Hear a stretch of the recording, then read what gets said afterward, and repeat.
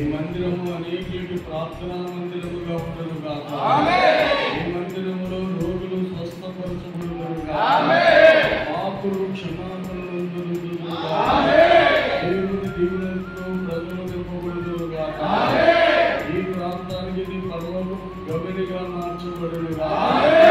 ఈ పరిచర్యకు వ్యతిరేకంగా మందిరానికి వ్యతిరేకంగా ప్రతి రకాల శక్తులు బంధిస్తూ నిరంతరము దేవుని కృపలో కొనసాగడానికి ఈ ప్రాంతానికి ఒక ఉన్నతమైన ఆశీర్వాదకరమైన మందిరముగా తండ్రి యొక్కయు కుమారుని యొక్కయు పరిశుద్ధాత్మ యొక్క నామములో ఈ మందిరమును ప్రతిష్ఠించుచున్నాను తండ్రి.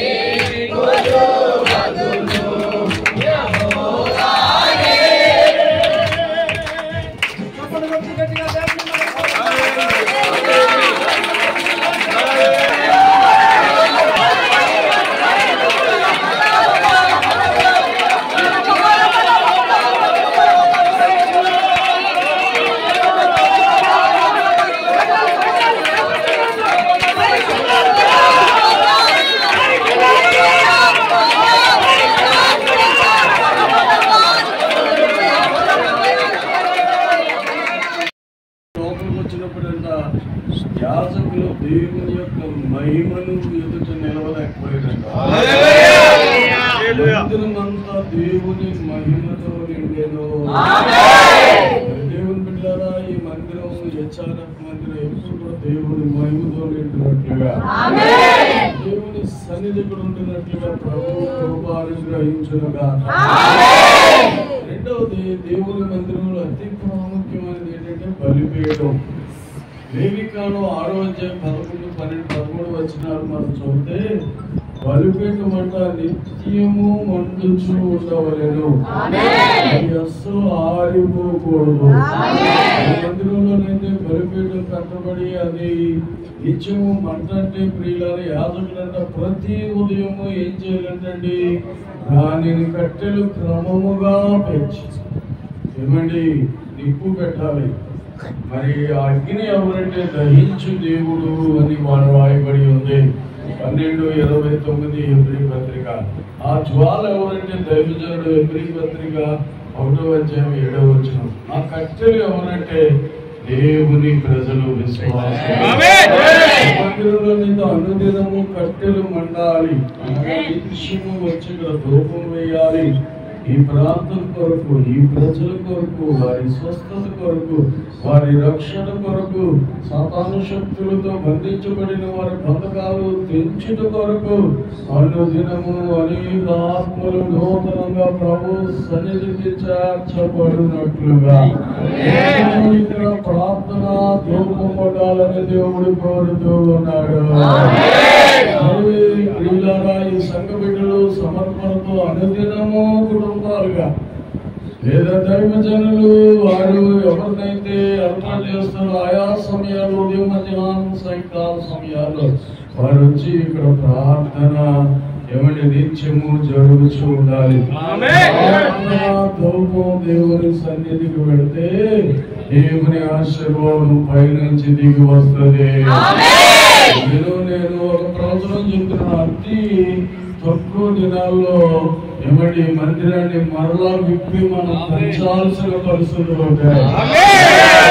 ఎక్కడ దేవుని సన్నిధి ఉంటుందో, ఎక్కడ బలులు ఉంటాయో, ఎక్కడ అర్పణలు ఉంటాయో, ఎక్కడ ధూపం ఉంటుందో అక్కడ దేవుని ఆశీర్వాదం ఉంటుంది. బలిపీఠం కట్టి దేవుని బిడ్డలను బలులు అర్పిస్తారు. దేవుడే వచ్చి ఆ స్థలాన్ని ఆశీర్వదిస్తాడు.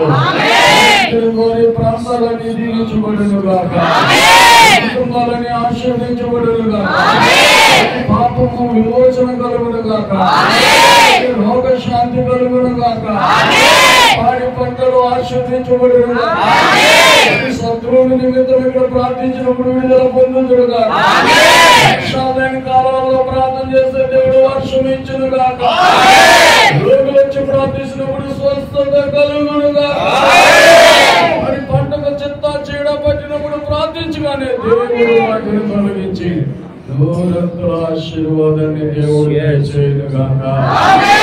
దేవుని కన్నులు, దేవుని చెవులు నిరంతరము ఈ మందిరము వైపు ఉండెను గాక. అందరం ఒకసారి బిగ్గరగా చప్పట్లు పట్టి